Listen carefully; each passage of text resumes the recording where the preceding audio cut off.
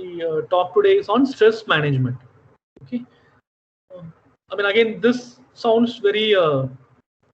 It may sound like a cruel joke for many of us because we are living in a time where there's a lot of fear, there's a lot of insecurity, there's a lot of uncertainty.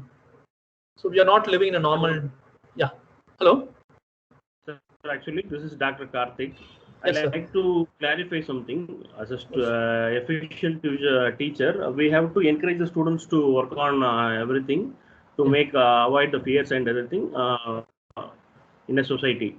So you have told a situation that a professor he is withdraw from the dean position to work on to work with the student face to face. You have told like that. Yeah. The thing is that it is like avoiding a responsibility from other side. Some people may think he is avoiding the responsibility. Even professor will have a class of only one class will be there.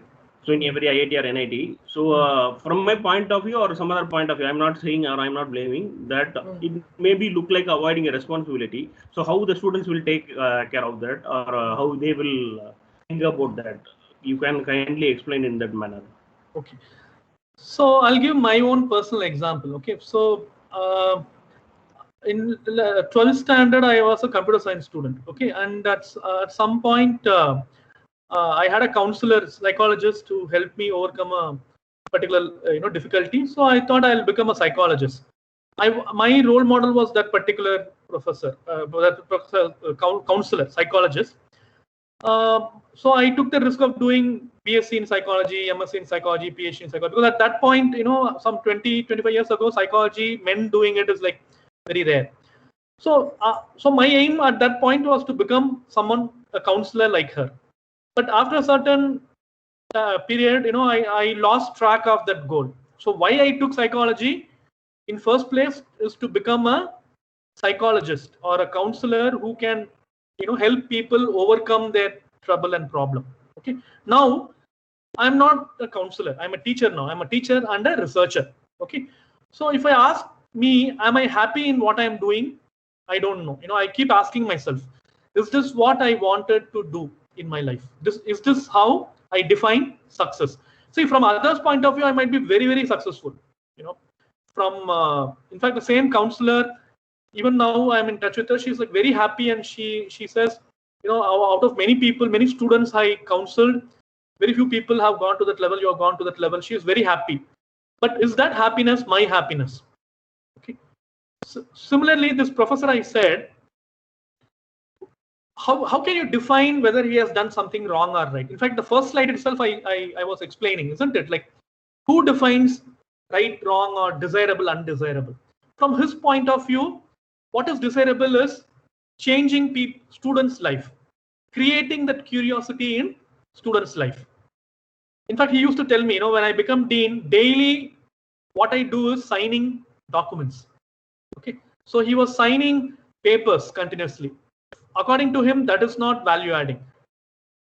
Interacting with students, making them, see that spark in their eye.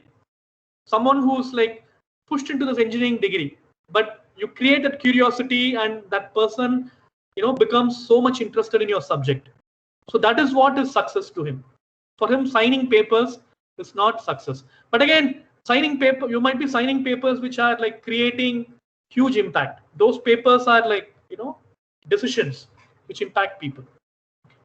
So I don't know. I mean, I don't want to. It's a very rhetorical question. How do you define success? Rhetorical means there is no answer. You define the answer. So, but I personally feel you should decide what is success for your own self, because that is what we teach our students also, no?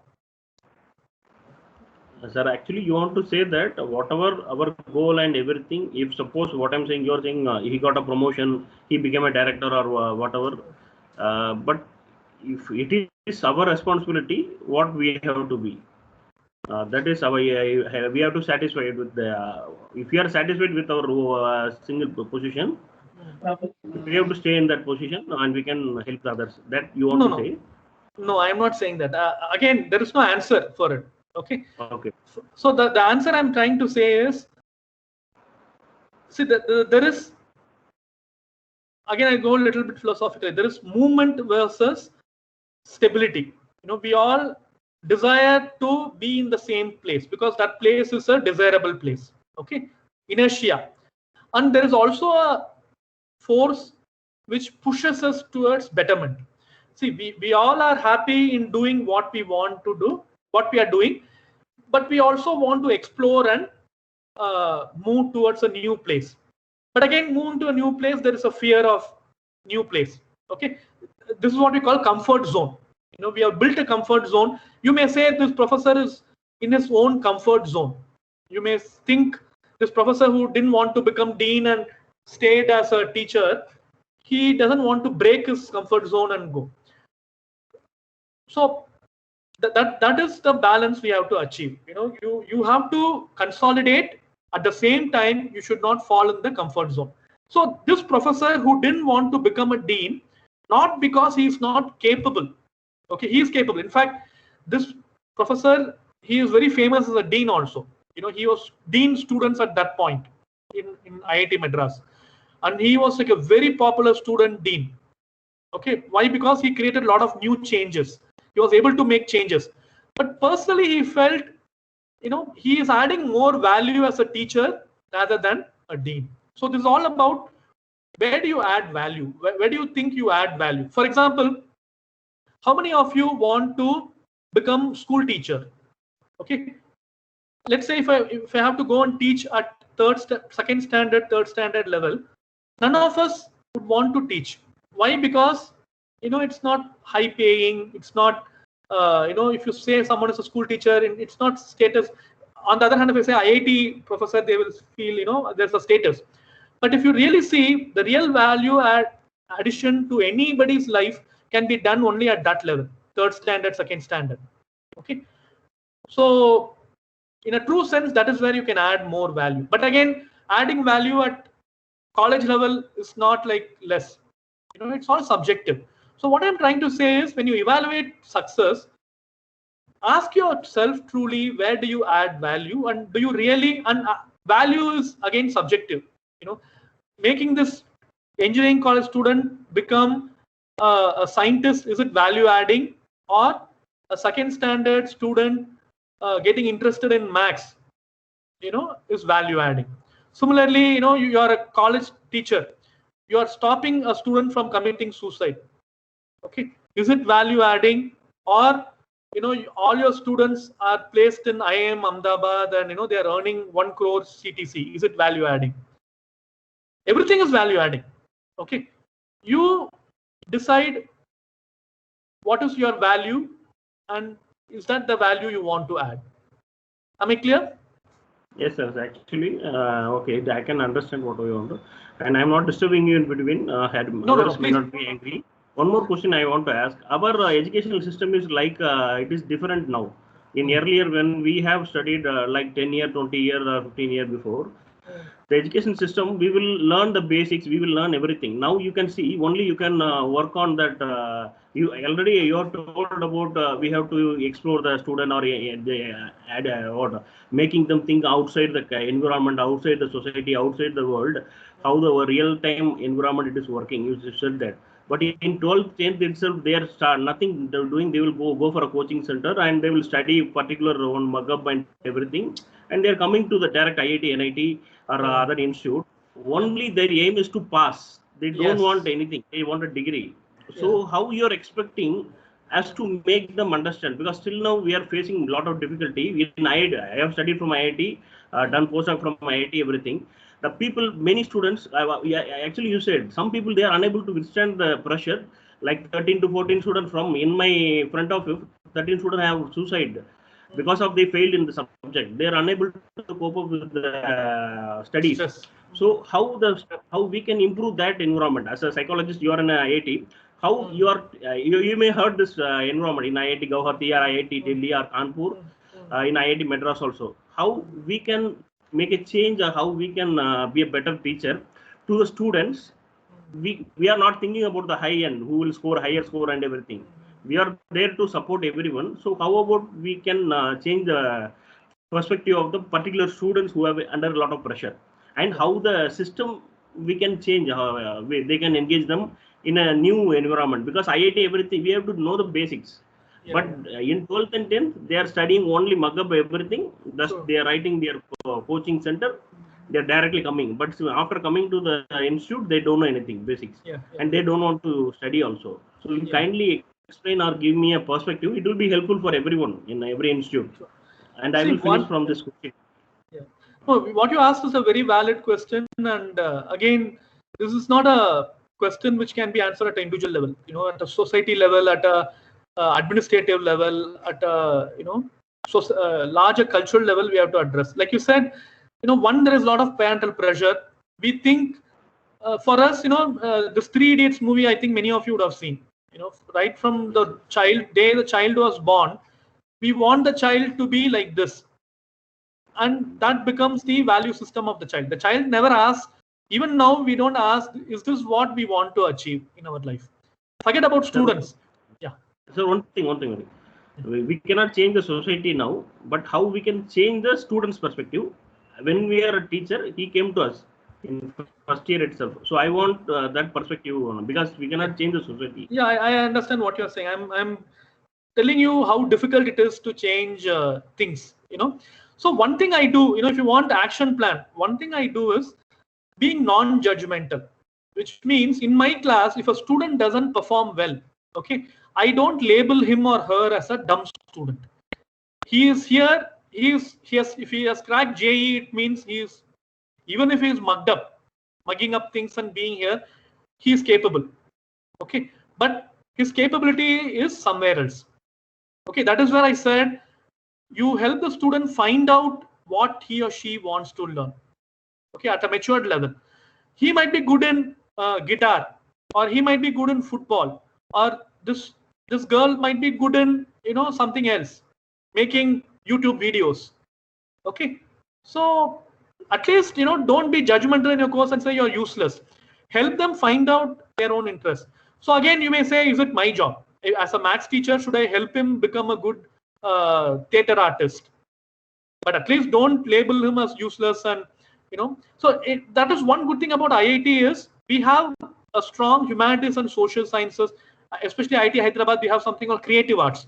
We expose them to many fields. In fact, we have this flamingo dance courses. We have kalamkari painting courses. Some of the kalamkari paintings our students have made, we are in IIT Hyderabad, it's in our director's room, and we sold them also. Some of them, I think, faculty bought them. They are like best. Okay, so some of them might become good entrepreneurs. So first, be non-judgmental. Two, if possible, create that environment where they can identify their interest. If they become, in fact, if you see, there is a YouTube channel which is called I forgot the name of the YouTube channel. It's a very famous YouTube channel. The owners of the YouTube channel are from IIT Bombay. When I did my PhD from IIT Bombay, one of the neighbor BTech student, he's in that YouTube channel, and there's a stand-up comedian who's my neighbor in IIT Bombay when I was doing PhD. So for them it was not very easy. Somebody in the IIT system would have facilitated them, pushed them. Probably that's a teacher. Okay, so as a teacher, be non-judgmental to help them find out their interests if possible. Okay, and obviously there'll be parental pressure, there'll be societal pressure, there'll be they may not be successful right from beginning. At least try to help them feel secure. Okay, in fact, many of them become entrepreneurs now. We have an incubation cell. So if they're interested in entrepreneurship, encourage them to become entrepreneurs. Create that environment. So getting more marks not necessarily means, or getting placed not necessarily means is intelligence. There are other forms of intelligence also. Sir, it is good. Whatever you said is good, but it may deviate from their studies. Whether I have a question, boss. Studies? Sorry. If you say YouTube management or some other thing, it is a very good thing, but it maybe they will deviate away from their original course of. If they don't study, let them not study. I mean, I don't know. I'm like very bad in mathematics, but I'm an IIT teacher. So they might be good in something else. So try to encourage them, create that environment. At least they pass. Okay. So you cannot force someone to get interested in mathematics, but at least you can tell them, see, these are the interesting areas in mathematics. In fact, there is another course in another FDP I teach, understanding learners, okay, in which I talk about there are different ways in which students learn. There are different styles of learning. There is something called styles of learning. So some students prefer to learn through stories. So if you want to teach mathematics, can you teach mathematics by stories? Okay, if you are able to do it, if you can teach mathematics by stories, see, it's not about students prefer subjects. Students prefer to learn in certain ways. Some students may prefer action learning. They need to do things. Okay, hands-on doing. So they may like mechanics and all those stuff. Let's say very theoretical subject like mathematics. Can you help these students who want to learn by doing, not abstraction? So a good teacher is someone who can understand students' styles of learning and teach them accordingly. There might be students who are good in visualizing, someone who's good in tactile. Tactile means touching and doing. Someone who's good in abstraction. So can you teach mathematics by story or by action learning? So that is how you create interest. But beyond that, if they don't want to learn, you cannot do anything. Okay, try to help them find out better areas. Yeah. Thank you, sir. Thank you, sir, for valuable output. Yeah. So I'll move. Yeah. Thank Yes, you. sir. You So can move. I'll move on to stress management. So, like I said, we all are stressed, especially during these days. It's beyond stress. Most of us are in fear. To put it in very simple words, we are scared. What will happen to us? What will happen to our close relatives? What will happen to future? There's a lot of uncertainty. But most of it resembles stress. Stress. So what is stress? So stress is both physiological and psychological. Physiological means body. There is something related to body. There is something related to mind. Again, body and mind are not two different things. A typical psychologist, a hardcore psychologist will say, hardcore in the sense, there is a thought process in psychology, a philosophy in psychology says mind is different from body.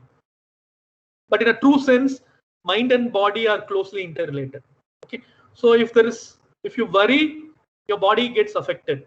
If your body gets affected, you will have stress or mental tension. Okay. So stress, you cannot see it as physiological or psychological. It is both. Okay. So what is stress in a definition point of view? Stress is there is a demand outside. Okay. There is an external demand, and there is a tension which happens because of that demand in your body, in your mind. So that tension is called stress. If you see metallurgy and all, or many physical sciences, there also they talk about stress. Stress means tension. So why this tension happens? Because there is something which makes you tensed. So what makes you tensed? A demand from outside. Okay. Again, the demand may not necessarily outside. Demand can be inside also. For example, this suddenly there is a power cut. Let's say. Luckily, there is no power cut till now. If there's a power cut in my house, and I have another option, which is my tablet, where there's a 4G connection. But let's say that tablet, I kept it for charge, that doesn't charge or it doesn't start. Okay. So now there is a demand. So I don't know what to do.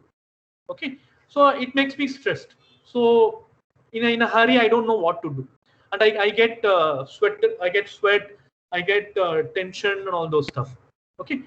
But is it really necessary to get tense? May not necessarily. Probably, I can look for other options. Maybe my mobile phone will have 4G connection. Okay. So this demand may not necessarily be a real demand. Real in the sense outside world. It can be an inside thing also. Okay. So it's not that every external demand will make you stressed. Sometimes an external demand can make you happy also. For example, having your child, becoming a parent is one of the most stressful thing in anybody's life, especially if you're the first time parent, first child. Having a child is like very, very stressful. But we interpret it not as stress. If a child is born, you have your first child, you will not look at it and say, this is a demand. It is a demand on you. But you will feel happy, isn't it? So it's not as straightforward as external demand and internal tension. Okay, like I said, mind, body, psychology is like very complicated. But in very simple terms, a demand from outside creates a tension. That is what is stress. And if you're not able to manage the tension, it becomes a problem. Okay. So from a performance point of view, performance means in a work performance point of view, how stress affects performance. So in fact, too little demand is also stressful. You know, if there is no demand, that itself will make someone psychologically sick. Okay. In fact, you would have heard about this isolation cell in prisons. So what they will do is they'll put it in they'll put a prisoner, that's the highest kind of a punishment. You put them in a cell room where there is no stimulus. Stimulus means no light, no sound, you know, no physiological stimulus. People cannot withstand that kind of environment where there is no demand, zero demand on your physiological senses. Okay. Extreme point of view, huge noise. You know, that's like a stress. High stimulus is also stressful. Low stimulus, in a very physiological way, high stimulus is also stressful. Zero stimulus is also stressful. So till a certain point, demand or stimulus will help you perform well. In fact, you know, if your life is like without demand, it will become boring. You know, it will become depressive. You know, people who don't have challenging life, they become depressed. Okay. So till a certain point, stress is good, demands are good. And after a certain point, when the demand keep on continues, okay, at a certain point we become tired. Fatigue means tiredness. So it's like, you know, you can eat one biryani happily, two biryani with some level of comfort. Let's say the third biryani they ask you to eat, you will become tired. Okay. So anything beyond a point, any demand beyond a point will become, that becomes kind of a stress. You know, you get tiredness. And after a certain point, tiredness becomes exhaustion. Exhaustion means high level of tiredness. No, you are drained. You know, in simple words, you lose the energy. You feel kind of sick. You know, your energy levels are becoming low. And even after that, if it continues, it becomes anxiety. You get anxiety or panic attack. You know, it's like too much for you to handle, and it becomes a breaking point for you. Okay, you call it burnout. Okay, so in fact, burnout is more common among service professionals like doctors, teachers, or counselors, police personnel. You know, so initially they are able to manage. It is a very challenging thing. You know, they feel their life is challenging and, you know, they enjoy doing it. But after a certain point, they become tired, and then they become drained, and after a certain point, they become helpless and they become burnt out. Burnt out means literally you are burnt out, which means you are not able to do anything. At a very high levels of stress, people become burnt out easily, or high level of demand. Okay, so this is like having a child. Like I said, one child is fine, two children you can manage. Let's say if you're 10 children, I mean, our elders or our ancestors managed 10 children, but assuming at this age with a lot of other demands like both parents working, you know, nuclear families, beyond a point it becomes too much. You know, people break down. So certain basic things about stress. Stress is not abnormal. You know, like I said, when you hear this word stress, people think it's a negative thing. Okay, stress is not a negative thing.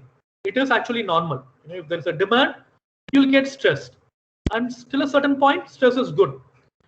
And everyone undergoes stress. It's not like, you know, there are people without stress. So for example, you know, you may be a great teacher. It doesn't mean that you get stressed at every class. You get stressed, but you use that feeling in a constructive way. Okay, you interpret that stress in a positive way. For example, you know, when I was initially, you know, when I was teaching students, large classes, I used to get stressed. You know, I get this a physiological thing. Stress is also physiological. Like I said, you get fast heartbeat, you get sweat, all those things. You get this, quick breathing, all those things. Those are physiological manifestations of stress. So initially, when I got those manifestations, I interpret them as nervousness. Okay, so that affected my performance, and I didn't perform well. I became scared. But even now, I get that feeling. Whenever I teach, go to a class, large class, I get that feeling. But I interpret that feeling as excitement. Okay, so everybody gets stressed. But how you interpret it, how you manage it, decides how you perform. Okay, so we cannot avoid stress, but you can manage stress. Avoid stress, again, you may challenge, we can avoid stress, but avoiding stress is denial. It's like closing your eyes and saying nothing is happening around me. So that is not the right thing. No, I mean, you should see and look around, but you should be able to handle it well. So stress, the best way to handle stress is not to avoid it, but to manage it. But what do we do to manage stress? That is what is more important. We should learn how to manage stress. So many of us, what we do, we get angry. When stress becomes unmanageable, many times we use negative ways of managing stress. I don't have to, I don't want to call it negative, but not very constructive ways of handling stress. So then it becomes a negative spiral. You handle it in a way which is not constructive. So again, it becomes a feedback for you, and you become nervous or anxious, and then again your performance becomes bad, and then again you get stressed. So it becomes a vicious cycle. Okay. So if you want to manage stress, you need to understand more about the technicalities of stress. This is like one way to handle physiological problems or even psychological problems is to understand. Understanding is the first step towards managing it. Okay, so I'm going to give you some basic information about stress. Like I said, not all stress is negative. There is something called eustress. Eustress and distress. Eustress means positive stress. Like I said, having a child or getting a promotion. See, getting a promotion, you might be happy, but it's also a new responsibility. Okay, it is. See, anything which is new to us, we are scared of it. Okay, we are unfamiliar. But some of it we consider it as a positive thing, some of it as a negative thing. For example, getting married. Getting married to a person whom you don't know, committing yourself to lifelong relationship is a risk, huge risk. Okay, but we take it in a positive way. We consider it to be a eustress. On the other hand, distress. You are traveling in a train. You don't know, who's coming next to your seat. That, let's say, someone who snores, or someone who has a 3-month-old baby keeps crying. Okay, so same, someone who traveling together for a short period, you get distress. But traveling together for a long period like marriage, you get eustress. It's very paradoxical. Okay, so it's all how we interpret. Okay, in terms of stress, there are many types. The first type is general stress, day-to-day hassles. For example, earlier when we used to go to office, starting like, let's say, I stay some 30 kilometers away from IIT. So every day, if there's a 9 o'clock class, I have to start at 7:55 at least. If I start at 8, traffic jam will start. Okay, so that 5 minutes is like very crucial. So that 5 minutes becomes a fight. Okay, so very simple things become stressful. Even if that 5 minutes, if I get delayed, I become very stressed. Okay, so those are general day-to-day stress. Cumulative stress means over a period of time, things become cumulative. They become more and more piled up, and it becomes stress. For example, you keep postponing things. We'll do it later, we'll do it later, we'll do it later. At some point, you're not able to manage anything. This is like, for example, tax filing. We think we'll do it later, we'll do it later. We have time. But last minute, something happens and you're not able to do it. There's a fine, or the last, you're not able to do it. So that is cumulative stress. Acute traumatic stress is crisis situation, which means crisis means something which is not expected. Cumulative stress is something which you expected, you have control. But acute traumatic stress is you don't have control. For example, there is an accident, or you don't have to go to the extreme level. Let's say you're going by car and suddenly your car got punctured. So you can't do anything at that point. You don't have the enough resources. You don't know how to change the tire, stepney, or the stepney doesn't have air. You didn't fill the air. Okay, so those are crisis situation. Post-traumatic stress means there is a trauma. People losing their near ones, huge loss, or traumatic experience means something which is like creates a lot of damage psychologically or physically. So after that you feel highly stressed. Okay, for example, people losing their near relatives, they feel very stressed. That is post-traumatic stress. So some of these things can be planned and manageable, some of them cannot. For example, post-traumatic stress, you can't do anything. You don't have control over. You have to mitigate in terms of once it happens, you need to see how you manage it. But general day-to-day stress or cumulative stress and all, by planning you can avoid it, by time management, or by I'll talk about it later. Those things you have control. Certain things you don't have control.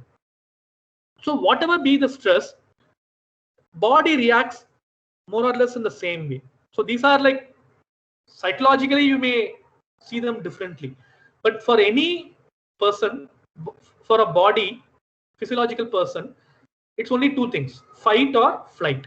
Okay, so in fact we all are like animals. We in terms of the global time scale evolution, we are like a blip. So we are more similar to an animal, like a mammal. Okay, so for any mammal or any organism, living organism, if it is threatened, or if there is a threat, there are only two options it sees. One is you either confront it or fight, or you escape.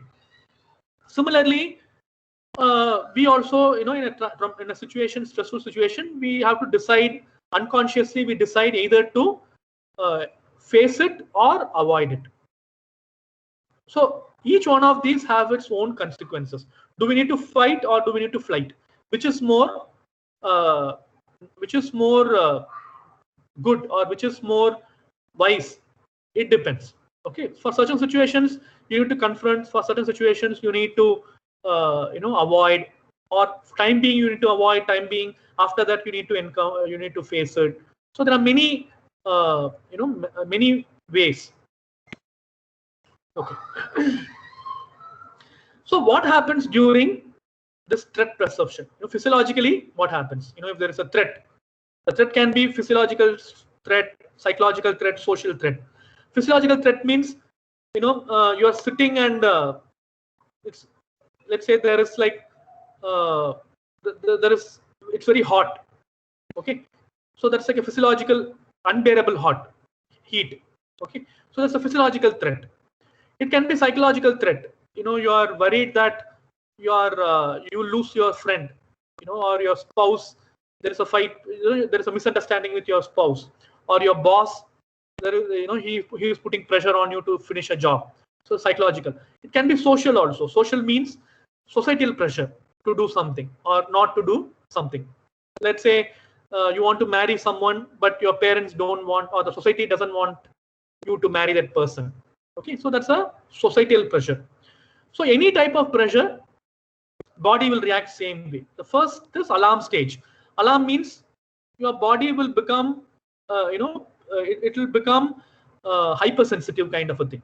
Your nervous system, in fact, there is something called sympathetic nervous system which produces certain hormones.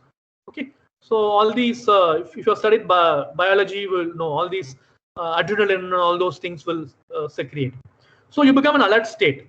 Both fight and flight, you become alert. Okay, that is where all your heartbeat increases, you sweat, blood flows to extremities like hand and legs more than digestive system. All those things happens. It's all physiological. Second step is resistance. So slowly this physiological tension, you cannot, this physiological tension cannot be retained for long. You cannot stay in an alert state. physiological alert state for long. You need to cool down. Like a car, you put a throttle very high level at the first go itself. You can do it for certain time, but beyond a time the engine will become hot. So you need to cool it down. Okay, for cooling it down, there are certain reactions which happen in the body. But if you're not able to cool down, or if this fight between, or this two things, heating and cooling, continues for a very long time, it puts a lot of pressure on the physiological system. So the body gives up. Okay, so there is an alert state. There is a state which tries to cool it down or calms it down. If there is too much of this happening at the same time for a very long time, we become exhausted. And that will lead to many problems, physiological and psychological problems. Okay, so if you stay in very long time in stress, in this state, high alert, the body also tries to pull you back from that alert state. So there is this is like a fight inside your body. Okay, so what will happen if you stay in this stress state for a very long time? See, it's like a rubber band. No, one side you're stretching it, but the rubber band is trying to come back to its original shape. So this is what is stress. Tension.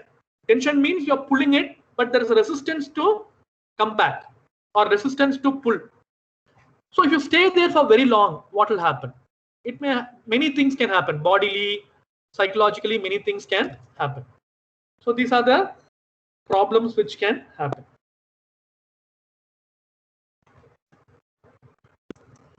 Okay. So if you stay there for long, okay, if you don't intervene. So when I'm talking about, you're not doing anything actively to resolve this conflict inside you, physiological conflict inside you. If you don't do anything, if you continues for long, what will happen in very long term? Long term means like 1 year, 2 years, like people who work in very stressful jobs or stay in a relationship which is very, very negative relationship, or do something which they don't like for a long period of time. So what will happen? Biologically, what will happen?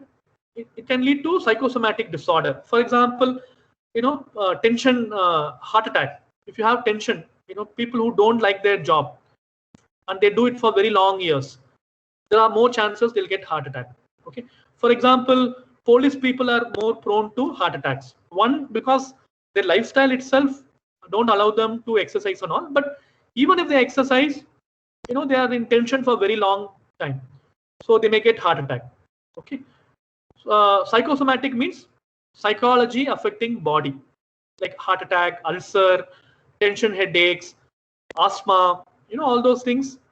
Without any, there is I'm not saying people are imagining asthma, people are imagining heart attack. I'm saying because psychologically you are stressed, it may lead to body problems. Okay. Physiological effects like burnout, depression. Depression means you give up, or you don't feel like doing anything. You become, sad, or you become very, very tired, psychologically tired. So that's called burnout. Even physiological tiredness can happen. Interpersonal means if you are stressed for a very long time, you will have problems of controlling anger. If you see many of these service professionals who are in, like I said, police personnel, doctors, so they cannot show their anger in their workplace. So what will happen is they'll show anger in their personal life, their relationships, or their close relatives. And also it may lead to decreased performance, work-related effects. So how to manage stress? Okay. In fact, this may sound like a joke, but many times it works. In fact, sleep is a very good way to handle stress. If you sleep for 8 hours daily, it will help you calm down. Okay. Like I said earlier, many of these stress can be not avoided, but you can plan and change them. Like I said, day-to-day stress, or even relationship stress. Your boss is like very he or she puts a lot of pressure, or time you're not able to manage your time. There are too many things to do. You don't have time. So all those things can be managed. Trauma is different. Like something which you don't expect happened, that's a different story. But most of the things in our day-to-day life can be managed so that stress can be avoided, or you can manage the stress. So for many of us, day-to-day problems are because of poor time management. Okay, so and in fact, this is a very popular model, by I think Stephen Covey. There's a book called 7 Habits of Highly Effective People. In that book, I think that author talks about this time management technique. So in our daily life, we need to classify what we do into urgent things and important things. Okay, certain things in our life are important but not urgent. Okay, things like this quadrant, the topmost, no, the right, important and topmost right. Okay, it's very important but not urgent. For example, annual health checkup. Okay, so you may not have a dental problem now, but annually it's better to check. Let's say if you're after 40 years, you have to keep every year you have to check your body. Okay, blood sugar, BP. You may think I am perfectly fine, but at some point, if you don't do it regularly, it will go to another quadrant, which is urgent and important. That is what is crisis. Like I said, you're going in car, suddenly puncture. Okay, puncture, could you have avoided puncture? You cannot avoid puncture, but at least you could have learned how to change the tire and keep the stepney filled with air. That you could have planned. Many times why we don't do that? Because we think nothing will happen. Okay, so why we don't regularly fill air in the stepney? Because we think it's not it's not urgent. We'll do it later. We'll do it later. Okay, so the first priority should be look at things in your life which are important but not urgent. Try to do them well before they become urgent. Okay, certain things are urgent and important. You didn't even expect those things happen. Accident. Okay, accidents happen. So what to do? Have insurance. Okay, so even for crisis situation, we need to anticipate crisis situation. We cannot stop them from happening, but we can do things which we could manage things better. Okay, for example, they say like anybody above 40 years, they should have a health insurance and write a will. They should write down, let's say if something happens to me, what will happen to my property, who will manage my business, what will happen to my children. All those things you should be planning. Okay, so that is urgent and important. There are certain things which are urgent but not important. Small things, suddenly it came, but not great value addition if you do them. For example, your some relative, your friend calls you and talks to you. So it is urgent but not very, or things like some relative came to your house, or something has to be done, not great value addition. So what do? Delegate it. Okay, so train somebody else to do it. For example, you can train your children. You can train your students. Let's say a paper got it came back from the reviewers, and they said you have to change the references and submit it today itself. So you don't have time. So what you do? You can ask someone to do it for you. Okay, so that is delegation. There are certain things which are not important, not urgent, but we spend a lot of time, like social media, wasting time things. So what do? You dump them. Okay, but if you see, many times, most of our day-to-day activities, we spend a lot of time in not urgent, not important things. For example, social media, or watching the phone, fiddling with the smartphone. Why we do it? It's not adding value, but why we do it? Because it becomes more addictive. Okay, so there is something called 80-20 principle, which means many of you have heard of this principle. It's called Pareto principle. If in our life, if we plan properly and do 20, let's say if there are 100 things, if you do 20 things properly, remaining 80 things will happen on its own. For example, like I said, if you exercise for half an hour daily, walk half an hour daily. I mean, half an hour is not a big deal, but many of us don't even prioritize that. Walk half an hour daily for at least 6 days in a week, or 5 days in a week. That will avoid many problems. Health problems, stress will come down.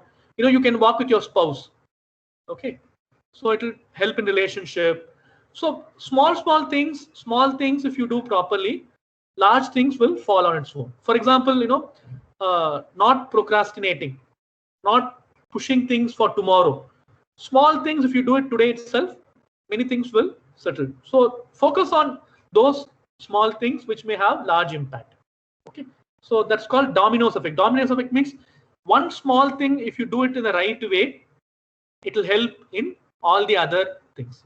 Or if you fail in one small thing, it will lead to many big effect. It's like one small thing pushing another small thing, and then it becomes a wave kind of a thing.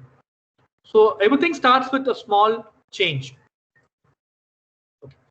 And another important technique I want to teach you is certain things initially you may not have that motivation to do. For example, walking half an hour daily. We don't do it. Many of us don't do it because it's not desire. I mean, it's not like short run. It is not giving you any benefit. For example, reading a book in a month. Okay, any book outside your area, or learning something new, half an hour daily, or 10 minutes daily, not even half an hour. 15 minutes daily, spend time in learning something new. There is a app called Duolingo in Android. Duolingo is like teaching and learning a new language.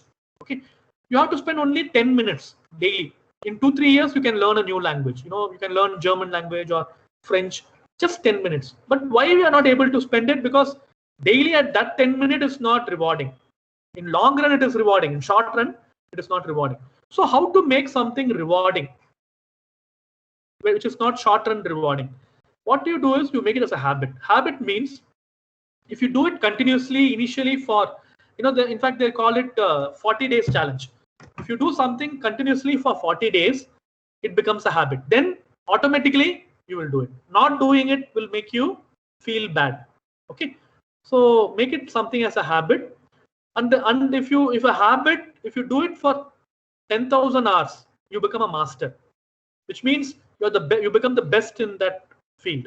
Okay, in fact, not even 10,000. There is something called 1,000 hours rule.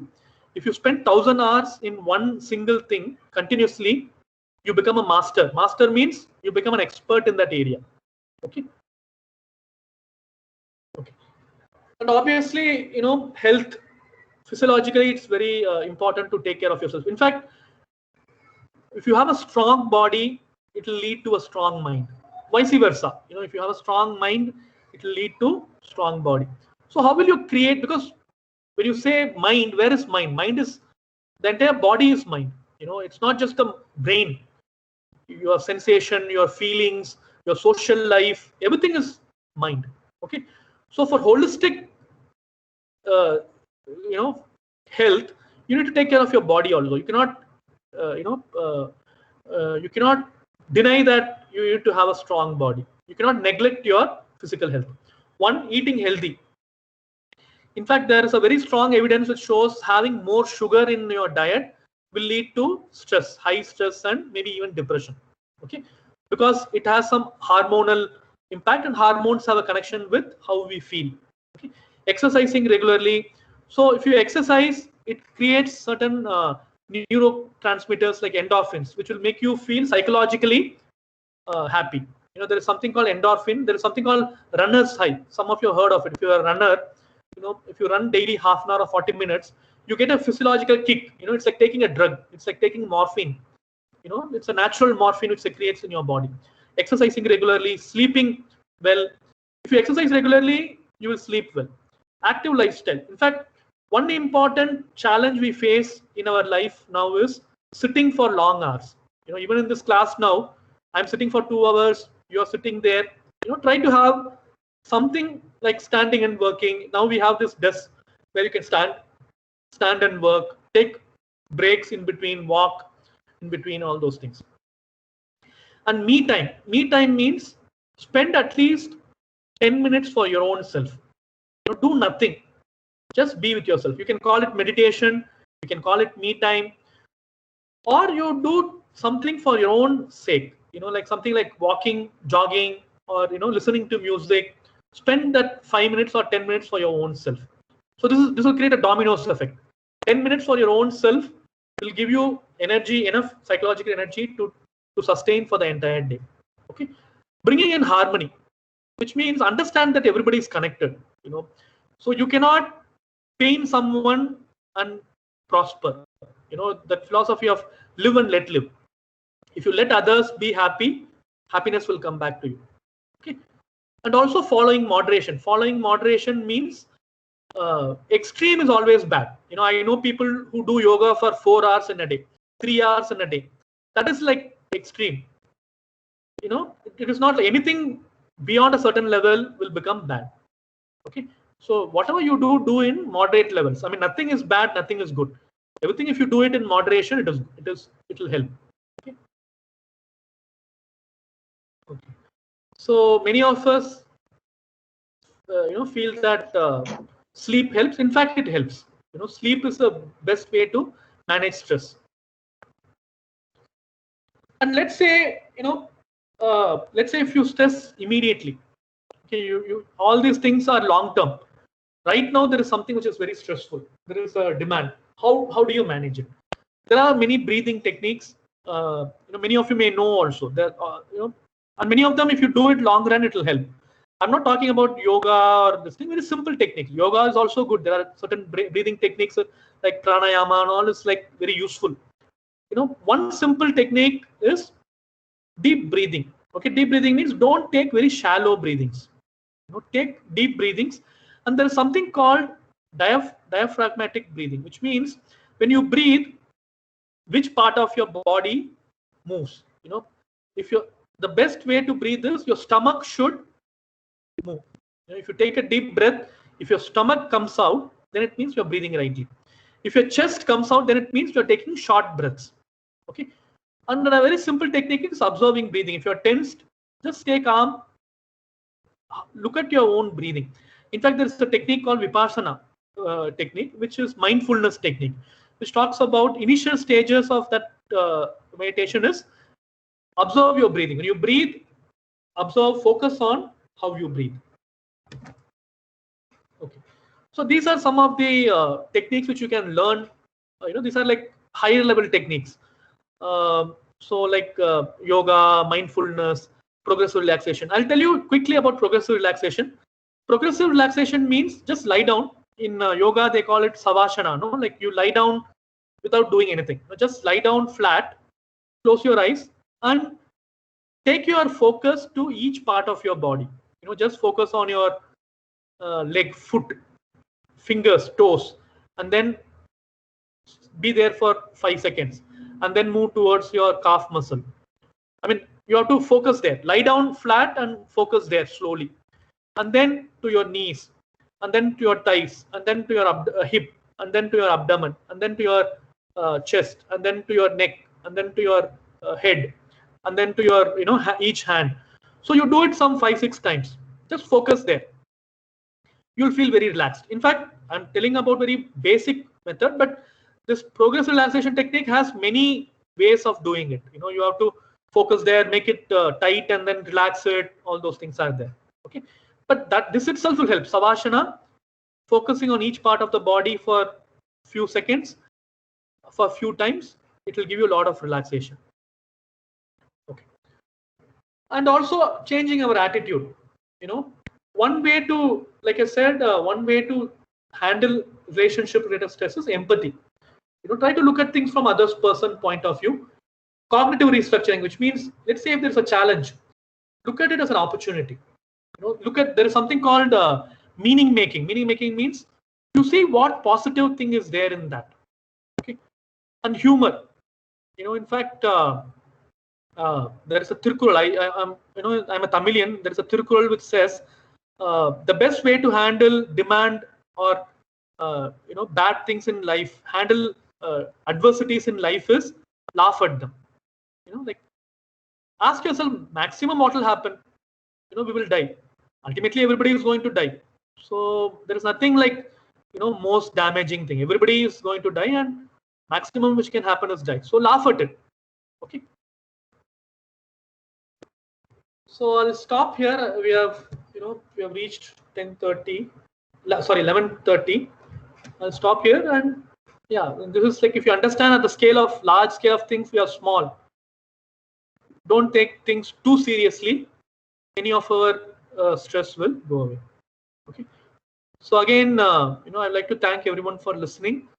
And we started with a small, not a prayer, but a thought process where we want to wish everyone good health and peace and happiness.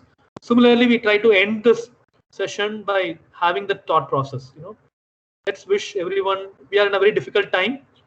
Let's wish everyone peace, health, and happiness. Okay. Wish you all the best. So in fact, I want to float a survey. I wanted to do a small research questionnaire, which I want to,